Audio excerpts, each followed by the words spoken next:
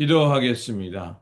좋으신 아버지 하나님, 오늘도 주님의 오심을 알고 깨어 준비케 하시니 감사를 드립니다.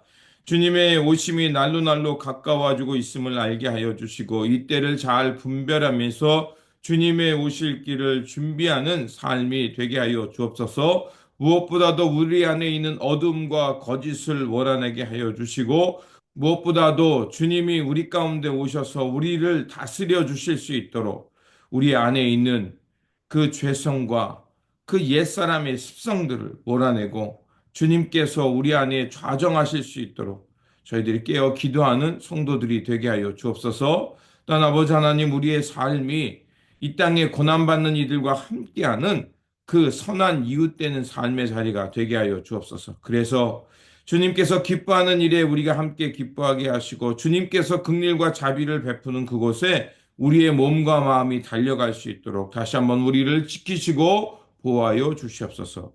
우리 구주 예수 그리스도 이름으로 기도드립니다. 아멘. 오늘 우리에게 주신 말씀은 누가복음 11장 1절에서 13절입니다. 예수께서 어떤 곳에서 기도하고 계셨는데 기도를 마치셨을 때 그의 제자들 가운데 한 사람이 그에게 말하였다. 주님, 요한이 자기 제자들에게 기도하는 것을 가르쳐 준 것과 같이 우리에게도 그것을 가르쳐 주십시오. 예수께서 그들에게 말씀하셨다. 너희는 기도할 때 이렇게 말하여라. 아버지, 그 이름을 거룩하게 하여 주시고 그 나라를 오게 하여 주십시오. 날마다 우리에게 필요한 양식을 내려 주십시오. 우리의 죄를 용서하여 주십시오. 우리에게 빚진 모든 사람을 우리가 용서합니다. 우리를 시험에 들지 않게 하여 주십시오. 예수께서 그들에게 말씀하셨다. 너희 가운데 누구에게 친구가 있다고 하자. 그가 밤중에 그 친구에게 찾아가서 그에게 말하기를 여보게 내게 빵 3개를 구워 주게. 내 친구가 여행 중에 내게 왔는데 그에게 내놓을 것이 없어서 그러네. 할 때에 그 사람이 안에서 대답하기를 나를 괴롭히지 말게. 문은 이미 닫았고 아이들과 나는 잠자리에 누웠네. 내가 지금 일어나서 자네의 청을 들어줄 수 없네 하겠느냐? 내가 너희에게 말한다. 그 사람의 친구라는 이유로는 그가 일어나서 청을 들어주지 않을지라도 그가 졸라대는 것 때문에는 일어나서 필요한 만큼 줄 것이다. 내가 너희에게 말한다. 구하여라. 그리하면 너희에게 주실 것이다. 찾으라. 그리하면 찾을 것이다. 문을 두드려라. 그리하면 너희에게 열어 주실 것이다. 구하는 사람마다 받을 것이요. 찾는 사람마다 찾을 것이요.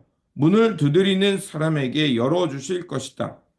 너희 가운데 아버지가 된 사람으로서 아들이 생선을 달라고 하는데 생선 대신에 뱀을 줄 사람이 어디 있으며 달걀을 달라고 하는데 정갈을 줄 사람이 어디에 있겠느냐? 너희가 악할지라도 너희 자녀에게 좋은 것들을 줄 알거든 하물며 하늘에 계신 아버지께서야 구하는 사람에게 성령을 주시지 않겠느냐. 아멘. 오늘 본문 말씀은 주님께서 기도를 가르쳐 주시는 것과 영적 변화의 중요성을 말씀해 주시는 본문입니다. 한 제자가 요한이 그의 제자들에게 기도를 가르쳐 주었듯이 자기들에게도 기도를 가르쳐 달라고 주님께 간구합니다. 이에 주님께서 기도를 가르쳐 주십니다. 하늘의 하나님이 온 세상에 거룩한 그 분으로 역임을 받도록, 즉 하나님의 통치가 하늘에서 이루어진 것 같이 온 땅에 이루어지는 것, 그것을 위해 먼저 기도하라고 말합니다. 또한 우리의 삶이 그 하나님의 이름을 거룩히 여기며 살아갈 수 있도록 기도하라는 것입니다. 예수님께서 그래서 이 기도를 가르친 후에 그 기도에 대한 이유와 교훈을 우리에게 가르쳐 줍니다. 첫 번째로 빵을 구워달라는 친구에게 그 청할 때 그 청을 거절할 사람이 없다는 것입니다. 이 본문이 우리에게 혹 우리가 오해하는 게 내가 원하는 것이 있으면 그 친구에게 구워달라고 계속해서 간청하면 친구가 들어주듯이 우리가 하나님 앞에 끊임없이 간청하면 하나님이 마침내 내가 무엇을 구하든지 들어주신다라고 오해할 수 있는 소지가 있습니다. 하지만 이 비유가 우리에게 말하는 것은 무례한 친구도 그 간청 때문에 들어주시지만 그 우리의 선한 하나님은 우리의 기도를 하나님이 왜 안 들어주시겠느냐. 그러니까 우리가 하나님께 기도하라는 것입니다. 근데 무엇보다도 그 하나님의 선하심, 하나님의 그 선하심을 향해 기도하면 하나님께서 그 기도를 들어주신다는 것을 기억해야 합니다. 두 번째 비유도 이와 비슷합니다. 세상에서 자식이 생선을 달라는데 뱀을 줄 아버지가 없고 달걀을 달라는데 정갈을 줄 아비가 없다. 마찬가지로 우리의 선한 하나님께서는 우리가 하나님의 자녀가 되는 것을 기뻐하시고 그 자녀들에게 좋은 것을 주시는 분이다라고 말씀을 하고 있습니다.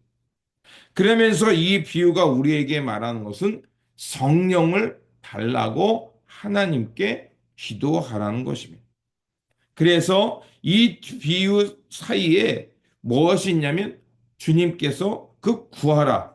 그리하면 구하는 자마에게 주실 것이고 또 문을 두드리는 사람 찾는 자에게 그가 얻을 것이다 라고 말씀합니다. 즉 우리가 성령을 간구하며 주님께 나아가면 주님께서 우리의 마음을 아시고 성령을 주셨을 뿐만 아니라 그 성령을 통해서 하나님의 나라, 하나님의 선하심을 닮아가며 주님께서 기뻐하시는 그 성령의 9가지 열매들을 맺으며 살아갈 수 있다는 것입니다. 주님은 이 기도의 말씀을 통해서 우리에게 말하는 것은 그 기도를 통해서 하나님의 나라와 하나님의 온 마음을 담고 그래서 그 기도를 통해서 다시 한번 성령님과 함께 하나님 나라, 새로운 하나님 나라의 삶을 살아내라는 것이 바로 이 기도의 가르침의 핵심인 것입니다. 우리가 기도할 때 무엇보다도 하나님께서 우리의 기도를 들어주신다는 그 신뢰의 마음과 함께 항상 좋은 것, 즉 성령님을 주신다는 것을 믿고 기도해야 된다는 것입니다. 어떤 사람이 저에게 질문한다면 그런데 하나님께서 우리의 기도를 들어주지 않을 때가 있지 않습니까? 라고 말합니다. 그런데 기도하는 사람들, 특히 기도의 대가라는 사람들이 우리에게 지혜를 주죠. 하나님의 침묵도 그것이 기도의 응답이라는 겁니다. 침묵은 기다리라는 걸 수도 있고 그 침묵을 통해서 아직은 때가 안 됐다는 것도 있고 또한 내 기도가 응답되지 않는 것도 하나님의 뜻이라는 그 열린 마음을 갖는 것이 중요함을 우리에게 가르쳐 주었습니다. 그렇게 다시 한번 기도의 핵심은 나의 욕망, 나의 삶이 혹시 그것 때문에 하나님께 잘못 구하고 있는 것이 아닌지 돌아보는 것이고 그래서 그 기도의 자로 주님께 나아갔을 때 사적인 욕심과 잘못된 탐욕을 비워내고 주님의 뜻을 온 존재 안에 담는 것이 바로 기도의 핵심인 것입니다. 그리고 성령님을 통해 우리 마음 가운데 하나님의 나라를 이루기 위해 그 성령님의 도움을 구하고 그 성령님을 통해서 하나님 나라의 삶을 살아가는 것. 그것이 주님께서 우리에게 기도를 가르쳐 준 핵심입니다. 그러므로 주님께 바른 기도를 통해서 사적인 욕망을 비워내고 성령님을 통해 주님의 마음, 주님의 뜻을 담아서 하나님의 선하심을 닮아가며 주님의 마음 따라 자비와 긍휼을 베풀면서 하나님 나라를 살아가는 저와 여러분들이 되시기를 주님의 이름으로 축원드립니다. 기도하겠습니다. 우리의 중심을 보시고 우리 가운데 성령을 내려주시기를 원하시는 하나님, 성령님을 통해 하나님께 바른 기도를 드리게 하여 주시고 그래서 우리 안에 어두움을 몰아내고 주님의 마음, 주님의 뜻을 온전히 담게 하여 주옵소서. 그래서 우리의 중심이 하나님의 선하심과 온전함을 닮아가면서 우리 일상 속에서 하나님 나라와 의를 구하며 살아가는 그 기도의 사람들, 하나님 나라를 향해 충성을 다하는 주님 안에 깨어있는 성도들 되게 하여 주옵소서. 우리 구주 예수 그리스도 이름으로 기도드립니다. 아멘.